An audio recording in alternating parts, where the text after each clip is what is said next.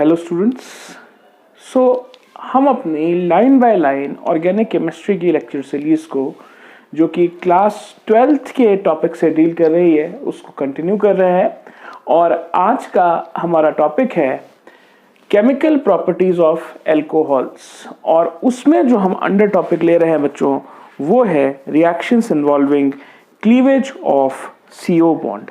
इससे पहले हमने basically reactions involving cleavage of OH bond को डिस्कस कर लिया था, जिसमें हमने आपको ये बताया था कि किन रिएक्शंस की मदद से हम प्रूव करेंगे कि जो एल्कोहल्स हैं वो एसिडिक होते हैं नेचर में। तो हमने रिएक्शंस विद मेटल्स और बेसिस के बारे में डिस्कस किया था, एसिडिटी ऑफ एल्कोहल्स के बारे में डिस्कस किया था, हमने कुछ इम्पॉर्टेंट रीजनिंग्स रिलेटेड कुछ टॉपिक्स को डिस्कस किया था, एस्टरिफिकेशन के बारे में डिस्कस किया था और आज के लेक्चर में हम उन रिएक्शंस की बात कर रहे हैं जिसमें बेसिकली CO बॉन्ड का क्लीवेज होता है और रिएक्शंस आगे प्रोसीड होते हैं। तो बेसिकली NCERT में देखिए ये चार इस हेडिंग के अंडर में जहाँ पे लिखा है reactions involving cleavage of CO bonds, चार इंपॉर्टेंट रिएक्शंस दे रखे हैं, जिसमें पहला रिएक्शन है बच्चों जिसको हम कहते हैं रिएक्शन विद HX या जिसको हम कहते हैं हाइड्रोजन हैलाइड्स। दूसरा रिएक्शन है reaction with phosphorus trichlorides. Third reaction है डिहाइड्रेशन ऑफ एल्कोहल और फोर्थ रिएक्शन है ऑक्सीडेशन ऑफ एल्कोहल्स। तो चलिए इनको हम बेसिकली एक एक करके यहाँ पर डिस्कशन में लाते हैं। तो जो पहला हमारा रिएक्शन है वो है बच्चों जिसको हम कहते हैं reaction with HF। This is reaction with HX। तो HX को हम बेसिकली क्या कहते हैं?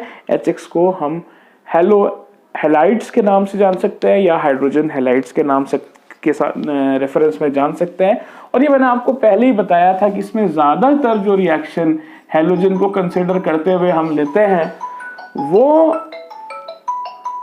ज़्यादातर जो रिएक्शंस हम यहाँ पे इसको कंसिडर करके लेते हैं वो बेसिकली Br और Cl को कंसिडर करके हम यहाँ पर इन रिएक्शंस को लेते हैं। तो सबसे पहले हम यहाँ पर इन रिएक्शंस को डिस्कस करते हैं और देखते हैं कि कैसे देखिए एल्कोहल जो है वो HX के साथ रिएक्ट करता है। अब क्योंकि हम यहाँ पे क्लीवेज ऑफ CO बॉन्ड की बात करने जा रहे हैं तो देखिए जो CO बॉन्ड होगा वो ये वाला बॉन्ड होगा। इसका मतलब जो यहाँ पे जो ब्रेकेज होगा वो इस तरीके से होने वाला है और यहाँ पे देखिए ये इस फॉर्म में वाटर जो है वो एलिमिनेट हो जाएगा और जो प्रोडक्ट हमें मिलने वाला है वो बेसिकली RX प्लस H2O है। वो बेसिकली RX प्लस H2O है। तो दिस वाज द रिएक्शन जिसमें हमने ये देखा कि कैसे एल्कोहल्स जो हैं HX के साथ रिएक्ट करके कॉरस्पॉन्डिंग एल्काइल हैलाइड्स को बेसिकली जनरेट करते हैं। तो यहाँ पे जो प्रोडक्ट जो जनरेट हो रहा है बच्चों वो बेसिकली क्या है? वो एल्काइल हैलाइड है। वो बेसिकली एल्काइल हैलाइड है। अब चलिए यहाँ पे हम नेक्स्ट रिएक्शन की बात करते हैं जहाँ पर हम एक्चुअली हैलोजिनेशन कराना चाह रहे हैं एल्कोहल का विद फॉस्फोरस ट्राइक्लोराइड्स या ट्राइहैलाइड्स, लेकिन इसके अलावा भी हम यहाँ पे बहुत सारी चीज़ों को यूज़ करते हैं। अगर आपको मेरा एल्काइल हैलाइड का लेक्चर याद हो तो उस लेक्चर में भी हमने इस चीज़ को वहाँ पर देखा था। तो जो सेकंड रिएक्शन है बच्चों मेरा यहाँ पर वो सेकंड रिएक्शन है बेसिकली रिएक्शन विद PX3, लेकिन हम सिर्फ इसको PX3 के फॉर्म में यहाँ पे नहीं करने वाले हैं। देखिए जब कभी भी आपके पास एल्कोहल होता है और आपको मैंने बताया था आपको एल्कोहल से एल्काइल हैलाइड जनरेट करनी है, राइट? आपको एल्कोहल से एल्काइल हैलाइड जनरेट करनी है। तो आप क्या क्या चीजें बच्चों उसमें यूज कर सकते हैं? एक तो ये जो यहाँ पे दे रखा है, हम इसी को यूज कर सकते हैं, px3 यूज कर सकते हैं। आप यहाँ पे px5 यूज कर सकते हैं। आप यहाँ पर एक और बहुत इंपॉर्टेंट होता है जिसको कहते हैं बच्चों SOCl2 भी यूज कर सकते हैं। आप यहाँ पे NaBr प्लस H2SO4 यूज कर सकते हैं। आप यहाँ पर basically red phosphorus plus X2 को यूज कर सकते हैं। तो these are the different reagents that can be used for the conversion of alcohol to alkyl halide, and the best reagent for this conversion is, ये मैंने आपको पहले भी बताया था, वो होता है SOCl2। वो होता है SOCl2, क्योंकि SOCl2 के केस में जो बाय प्रोडक्ट्स लिबरेटेड होते हैं वो गैसियस स्टेट में होते हैं और प्योर एल्काइल हैलाइड हमें ऑब्टेन होती है। अगर आपको इस रिएक्शन की डिटेल्स देखनी है तो आप मेरे एल्काइल हैलाइड वाले पार्ट में जाके इसकी डिटेल्स को बहुत अच्छे से देख सकते हैं, जहां पर मैंने डिस्कस किया है कि कौन से रिएजेंट में जब मैं उसको यूज करता हूं तो उसमें कौन से बेसिक बाय प्रोडक्ट जो है बच्चों वो लिबरेट होते हैं। ठीक है, अब चलिए हम अपनी थर्ड रिएक्शन पे जाते हैं जिसको हम कह रहे हैं डिहाइड्रेशन ऑफ एल्कोहल्स। तो चलिए यहाँ पर डिहाइड्रेशन ऑफ एल्कोहल्स की भी बात अगर हम यहाँ पे कर रहे हैं तो कुछ ये वही रिएक्शन है जो हमने पहले भी पढ़ी है एल्काइल हैलाइड में, जिसे हम डिहाइड्रोहेलोजनेशन की बात कहते हैं। वहां पे आपने हाइड्रोजन और हेलोजन का दो रूल्स के तहत एलिमिनेशन करना सीखा था। एक था आपका सेडजेफ रूल और एक था आपका हॉफमैन प्रोडक्ट बेसिकली। और ठीक वैसे ही यहाँ पर आपको एक्चुअली Br के रेफरेंस में नहीं बात करके बल्कि OH के रेफरेंस में बात करनी पड़ेगी। और हमारा यहाँ पर जो third part of the chapter है वो पूरा हो जाएगा यहाँ पर, जिसमें मैं तीसरी बात जो यहाँ पे करने वाला हूँ वो है बेसिकली डिहाइड्रेशन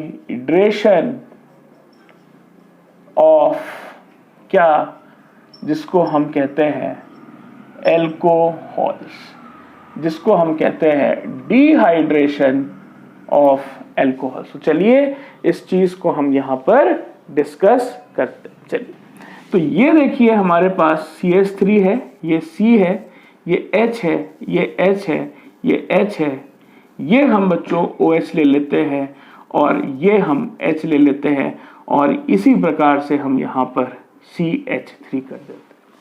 अब देखिए मैंने आपको उस दिन भी बताया था जिस दिन हमने बेसिकली डिहाइड्रोहेलोजनेशन की बात करी थी। तो बेसिकली क्या होता है डिहाइड्रोहेलोजनेशन में, इस OH की जगह सिर्फ Br आ जाएगा। और यहाँ पे इसको करना कैसे है मैं आपको बता रहा हूँ। यहाँ पर बेसिकली बीटा एलिमिनेशन होती है बच्चों। तो जब बीटा एलिमिनेशन होती है तो आप यहाँ पर देखेंगे कि ये भी बीटा कार्बन है और ये भी बीटा कार्बन है, लेकिन इससे जनरेटेड बेसिकली दो प्रोडक्ट्स मैंने आपको बताया था, एक वो जो सेडजेफ रूल को फॉलो करता था और एक वो जो हॉफमैन रूल को फॉलो करता था। तो जिस बीटा कार्बन के पास कम हाइड्रोजन होते थे, अगर प्रोटॉन का एब्स्ट्रैक्शन उस कार्बन से होता है तो वो सेडजेफ एलिमिनेशन होती है और वो प्रोडक्ट हमेशा ज्यादा स्टेबल होता है। और अगर प्रोटॉन का एब्स्ट्रैक्शन उस कार्बन से हो जिसमें बेसिकली ज्यादा नंबर ऑफ हाइड्रोजन होते हैं या जो कम सब्स्टिट्यूटेड होता है, तो उसको हम हॉफमैन प्रोडक्ट कहते हैं। तो चलिए यहां पर देखते हैं कि कैसे हमारा हॉफमैन और सेडजेफ प्रोडक्ट बन रहे हैं। अब देखिए यहां पे ये भी बीटा कार्बन है जिसपे आप 2 हाइड्रोजन देख रहे हैं और ये भी बीटा कार्बन है जिसपे आप 3 हाइड्रोजन देख रहे हैं। तो अगर आप बच्चों यहां पर इस पोर्शन को कंसिडर करेंगे, इस वाले पोर्शन को, तो आप देखेंगे कि यहां पे जब ये वाला प्रोटॉन एलिमिनेट होगा तो इससे जो प्रोडक्ट बनेगा बच्चों वो बेसिकली सेडजेफ प्रोडक्ट होगा। तो ये कौन सा प्रोडक्ट हो गया, देखिए सेडजेफ प्रोडक्ट। और प्रोडक्ट क्या होगा, ये भी हम यहाँ पे देखते हैं, यहाँ से हम वाटर को एलिमिनेट कराते हैं। तो हमारे पास जो चीज़ बचेगी वो बचेगी CH double bond CH CH3। अब देखिए ये हमारे पास ब्यूट 2 हो गया, जिसमें 2 फॉर्म्स आ जाएंगे, एक जो हो जाएगा ट्रांसफॉर्म हो जाएगा और एक जो हो जाएगा बच्चों सिस फॉर्म हो जाएगा, जिसमें जो ट्रांसफॉर्म होगा वो मेजर फॉर्म होगा। और ऐसे ही अगर आप यहाँ पे इस प्रोटॉन को एब्स्ट्रैक्ट करेंगे तो आपके पास यहाँ पर जो प्रोडक्ट बनकर आएगा वो हॉफमैन प्रोडक्ट कहलाएगा। और हॉफमैन प्रोडक्ट क्या बनेगा हम यहाँ पर देखते हैं। ये देखिए CH3, ये CH2, OH यहाँ से सब्सट्रैक्ट करा और प्रोटॉन यहाँ से सब्सट्रैक्ट करा, तो ये बचा बच्चों CH डबल बॉन्ड CH2। तो ब्यूट 1 जो यहाँ पे बनेगा वो बेसिकली हॉफमैन प्रोडक्ट होगा और वो एक माइनर प्रोडक्ट होगा। अब रही बात इस चीज की किन रिएजेंट्स के प्रेजेंस में ये रिएक्शन होती है, तो इस चीज की हम यहाँ पर बात करते हैं बच्चों। तो अगर मैं यहाँ पर रिएजेंट्स की बात करूंगा तो इसको करने के लिए बेसिकली हम कॉन्सेंट्रेटेड सल्फ्यूरिक एसिड यूज कर सकते हैं। हम यहाँ पर 85% H3PO4 को यूज कर सकते हैं, ये NCERT में दे रखा है। H3PO4 यूज कर सकते हैं, लेकिन जो इसकी टेम्परेचर रेंज है वो 440 केल्विन है। वो कितनी है बच्चों? 440 केल्विन। और थर्डली आप क्या यूज कर सकते हैं, आप यहाँ पे 20% H2SO4 भी यूज कर सकते हैं, 20% H3PO4 को भी यूज कर सकते हैं, जिसकी जो टेम्परेचर रेंज NCERT में मेंशन्ड है वो 358 केल्विन है। This is 358 kelvin. That means कि अगर आप इन रिएजेंट्स में से कुछ भी यूज करेंगे then it will actually lead to the process of elimination or dehydration of alcohol, and the products will be Sedzev and Hoffman, out of which the Sedzev product will be a major product, right? अब देखिए बच्चों यहाँ पर एक चीज और important होती है कि अगर हम यहाँ पे डिहाइड्रेशन कर रहे हैं तो किस पेस से वो डिहाइड्रेशन प्रोसीड होगा, मतलब the relative ease of dehydration of alcohols की भी हमें यहाँ पे बात करनी होती है। तो ये देखिए हम बात कर रहे हैं रिलेटिव ईज ऑफ डिहाइड्रेशन की। अगर हम बात करें तो आप ध्यान रखिएगा, सबसे पहले 3 डिग्री होगा, फिर 2 डिग्री होगा और फिर 1 डिग्री अल्कोहल की ईज सबसे ज्यादा होगी। रीजन क्या हो सकता है, चलिए एक बार समझते हैं कि देखिए जैसे जैसे एल्काइल ग्रुप इंक्रीज होता जाएगा वैसे वैसे होने क्या वाला है कि इलेक्ट्रॉन रिलीजिंग ग्रुप्स बढ़ते जाएंगे, जिस कारण से यहां पर आप देखेंगे कि जो इलेक्ट्रॉन डोनेशन की पावर है वो बढ़ती चली जाएगी और ज्यादा आसानी से यहां पे जो OH है ये एलिमिनेट हो जाएगा, which will lead to dehydration of alcohol। लेकिन इंपॉर्टेंस इस चीज की है कि आप इस बात को समझिएगा कि जो ईज पे क्वेश्चन आता है ये नॉर्मली हायरार्कियल बेसिस पर आता है। तो जितना ज्यादा इलेक्ट्रॉन डोनेटिंग ग्रुप बढ़ता चला जाता है, ईज ऑफ डिहाइड्रेशन उसी हिसाब से बेसिकली बढ़ती चली जाती है। अब हम इस पोर्शन के लास्ट सेक्शन पे आ रहे हैं जिसमें हमें बेसिकली इस चीज को पढ़ना है कि एल्कोहल्स में बेसिकली जो ऑक्सीडेशन के प्रोसेसेस हैं वो किस तरीके से चलते हैं। तो चलिए हम यहाँ पर एक इम्पॉर्टेंट बात आपको बताते हैं कि जब कभी भी हम ऑक्सीडेशन की बात करेंगे तो हम इसे कैसे करना चाहिए। देखिए ये 340 पेज पे जो पूरा पेज है NCERT का, ये ऑक्सीडेशन ऑफ एल्कोहल्स पर डिवोटेड है और इसको देखिए हम यहाँ पर कुछ करने की कोशिश करेंगे। ये अब देखिए, जब हम यहां पर ऑक्सीडेशन ऑफ एल्कोहल्स की बात करेंगे तो वो किस तरीके से करनी है, हमें इस बात को बहुत अच्छे से समझना है। तो हमारा जो fourth reaction in the line है, that is basically the oxidation of क्या है, एल्कोहल्स। तो इसके लिए मैं आपको एक बहुत सिंपल स्टेप बता रहा हूं कि देखिए बेसिकली क्या होता है कि आप यहां पर इसको सिंपली इस तरीके से लिख लिए कि मान लीजिए ये आपके पास CH3CH2OH है या RCH2OH है। Primary alcohol will get oxidized to aldehyde and this aldehyde will actually get oxidized to carboxylic acid, right?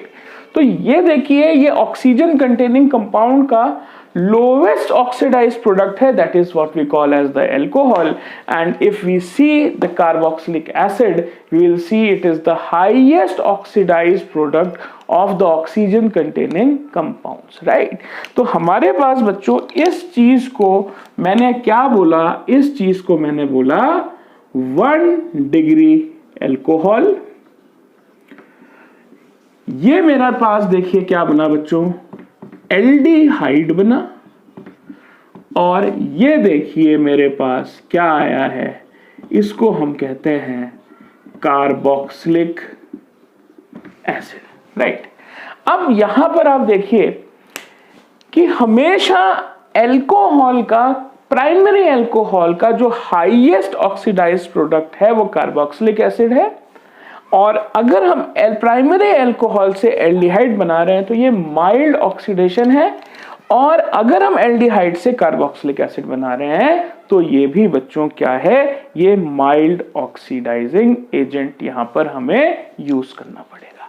तो सबसे पहले हम ये समझते हैं कि कहां से कहां तक हमें कन्वर्जन करना है और हम उनमें क्या क्या चीजों का यूज कर सकते हैं। तो सबसे पहले कभी भी अगर आपको प्राइमरी एल्कोहल का कन्वर्जन सिर्फ और सिर्फ एल्डिहाइड में यूज करना हो तो आप एक चीज ध्यान रखिएगा, जो एनसीईआरटी में गिवन है मैं वही यूज कर रहा हूं। CrO3 को हम जनरली यूज करते हैं इन एनहाइड्रस मीडियम, राइट? यहां पे हम लिख देते हैं एनहाइड्रस मीडियम में हम यूज करते हैं। हम जो दूसरी इंपॉर्टेंट चीज यूज कर सकते हैं बच्चों वो होता है PCC, और जो तीसरी इंपॉर्टेंट चीज जो हम यहां पर यूज करते हैं वो है बेसिकली कॉपर 573 केल्विन। तो जब कभी भी CrO3 एनहाइड्रस मीडियम में या पायरिडीनियम क्लोरोक्रोमेट, हम पायरिडीनियम डाइक्रोमेट भी यूज कर सकते हैं, या copper in the presence of 573 kelvin, या मैं ये कहूं कि अगर मैं प्राइमरी अल्कोहल को basically copper tube, red hot copper tube के थ्रू पास करता हूं तो उससे जनरेटेड जो प्रोडक्ट होगा वो क्या होगा, that will definitely be N aldehyde. That means कि यहां से यहां तक के कन्वर्जन के लिए बच्चों मैं एक बार इसको फिर से यूज कर रहा हूं, यहां पे मैंने माइल्ड ऑक्सीडाइजिंग एजेंट यूज किया, और यहां पे मैंने कौन कौन सा माइल्ड ऑक्सीडाइजिंग एजेंट यूज किया, मैंने यूज किया CrO3 एनहाइड्रस मीडियम में, मैंने यूज किया CrO3 एनहाइड्रस मीडियम में। दूसरा जो मैं यूज कर सकता हूं वो है PCC, तीसरा जो मैं यूज कर सकता हूं बच्चों वो है PDC, चौथा जो मैं यूज कर सकता हूं copper tube under heated conditions. तो this is what we call as mild oxidation of primary alcohols into aldehydes. Next is also the oxidation of aldehydes to carboxylic acid. तो आप यहाँ पे देखिएगा कि यहां से यहां तक का अगर आप कन्वर्जन कर रहे हैं तो 1 मोल ऑक्सीजन चाहिए हो रही है, यहां से यहां तक का कन्वर्जन कर रहे हैं अगेन 1 मोल ऑक्सीजन चाहिए हो रही है, और अगर आप यहां से यहां तक का कन्वर्जन करेंगे तो आपको फिर 1 मोल ऑक्सीजन का रिक्वायर्ड होगा नेसेंट ऑक्सीजन के फॉर्म में। तो this is also what we call as the mild oxidising agent. यहां पे भी बच्चों हम यूज करने वाले हैं, ठीक है, यहां पे भी हम माइल्ड ऑक्सीडाइजिंग एजेंट्स को यूज करने वाले हैं। लेकिन यहां पे हम कौन सा माइल्ड ऑक्सीडाइजिंग एजेंट यूज करेंगे, आप इसमें हमेशा ध्यान रखिएगा, एनसीईआरटी में ये चीज आपको बेसिकली कार्बोनाइल कंपाउंड्स जब पढ़ाए जाएंगे, क्योंकि कार्बोनाइल कंपाउंड्स में हम एल्डिहाइड को पढ़ने वाले हैं in the next series of lecture, तो उसमें हम आपको ये बताएंगे कि यहां पर जो ऑक्सीडेशन करा जाएगा वो इन रिएजेंट्स के प्रेजेंस में करा जाएगा। आप यहां पे बच्चों टॉलेंस रिएजेंट को यूज कर सकते हैं, जिसे बेसिकली हम अमोनिकल सिल्वर नाइट्रेट कहते हैं, या हम सेकंड जो यूज कर सकते हैं वो फेलिंग्स सॉल्यूशन को यूज कर सकते हैं। और कार्बोनाइल कंपाउंड्स में मैं आपको बताऊंगा कि फेलिंग सॉल्यूशन 2 टाइप का होता है, Fehling A and Fehling B, ठीक है। तो यहां पे जब कभी भी ये बेसिकली कॉपर कंटेनिंग होता है फेलिंग सॉल्यूशन, और ये जो टॉलरेंस रिएजेंट होता है ये सिल्वर कंटेनिंग होता है, और ये बेसिकली एल्डिहाइड्स को कार्बोक्सिलिक एसिड्स के सॉल्ट्स में कन्वर्ट कर देता है। तो चाहे मैं प्राइमरी अल्कोहल को एल्डिहाइड में कन्वर्ट करूं या मैं एल्डिहाइड को कार्बोक्सिलिक एसिड में कन्वर्ट करूं, जो ऑक्सीडाइजिंग एजेंट हम यहाँ पे यूज कर रहे हैं वो सिर्फ एक स्टेप को करवाने के लिए यूज कर रहे हैं, और इसी को बच्चों हम माइल्ड ऑक्सीडेशन के नाम से जानते हैं। अब देखिए, अगर हमें यहां पर अल्कोहल से डायरेक्ट एसिड में कन्वर्जन कराना हो, अगर हमको यहां पे अल्कोहल को डायरेक्ट एसिड में कन्वर्ट कराना हो तो किस तरीके के ऑक्सीडाइजिंग एजेंट्स को हम यहां यूज करते हैं, वो हैं बेसिकली स्ट्रॉन्ग ऑक्सीडाइजिंग एजेंट्स, वो है बेसिकली स्ट्रॉन्ग ऑक्सीडाइजिंग एजेंट्स। और स्ट्रॉन्ग ऑक्सीडाइजिंग एजेंट्स कौन कौन से हो सकते हैं, चलिए यहां पर देखते हैं। आप लोग के लेवल पे आप 2 लेवल पे याद रखिएगा बेटा। एक तो आपके पास K2Cr2O7 एसिडिफाइड हो सकता है, आप यहां पे KMnO4 यूज कर सकते हैं, या आप अगर चाहें तो नाइट्रिक एसिड का भी यूज किया जा सकता है। अब यहां पे देखिए, ये स्ट्रॉन्ग ऑक्सीडाइजिंग एजेंट्स की कैटेगरी होगी। तो आपको मैं एक रिवर्जन लेना चाह रहा हूं कि मैंने आपको एक रिड्यूसिंग एजेंट्स का भी फ्लो चार्ट बनवाया है। तो आप देखिएगा रिड्यूसिंग एजेंट्स का फ्लो चार्ट, कि रिड्यूसिंग एजेंट का मतलब कि अल्कोहल से कार्बोक्सिलिक ग्रुप से जब मुझे रिड्यूस होकर अल्कोहल में आना हो तो मैं कैसे कैसे रिड्यूस करूंगा उसको, और अल्कोहल से मैंने आपको रिवर्जन बताया था एल्केन्स का भी। तो आपके पास 2 इंपॉर्टेंट चार्ट्स ऑर्गेनिक केमिस्ट्री से डील करते हुए यहाँ पर आपको मिलेंगे, एक रिड्यूसिंग एजेंट्स का और एक बच्चों जो भी आज हमने ये करा है ऑक्सीडाइजिंग एजेंट्स का। तो आप इसको ढंग से समझ लीजिए कि अल्कोहल, प्राइमरी अल्कोहल से एल्डिहाइड में जाना है तो भी माइल्ड, क्या क्या हम यूज कर रहे हैं, CrO3, PCC, PDC, copper in the presence copper at 573 kelvin. Aldehyde से कार्बोक्सिलिक एसिड में जाना हो तो भी हम माइल्ड ऑक्सीडाइजिंग एजेंट यूज करेंगे, और कौन कौन सा यूज करेंगे, जिसको हम कहते हैं Tollens reagent and Fehling solution. इसके बाद 1 डिग्री अल्कोहल को जब आप कार्बोक्सिलिक एसिड में कन्वर्ट करेंगे तो आप डायरेक्ट इस स्टेप को कर रहे हैं तो आप स्ट्रॉन्ग ऑक्सीडाइजिंग एजेंट को यूज करेंगे, और जो स्ट्रॉन्ग ऑक्सीडाइजिंग एजेंट हम यहाँ पे यूज कर सकते हैं वो है पोटेशियम डाइक्रोमेट, एल्कलाइन KMnO4 भी यूज करा सकता है, और नाइट्रिक एसिड भी यूज करा सकता है, या आप पोटेशियम डाइक्रोमेट भी यूज कर सकते हैं, या आप यहां पर सोडियम डाइक्रोमेट को भी बच्चों यूज कर सकते हैं। तो ये सारे के सारे स्ट्रॉन्ग ऑक्सीडाइजिंग एजेंट्स की कैटेगरी में आते हैं।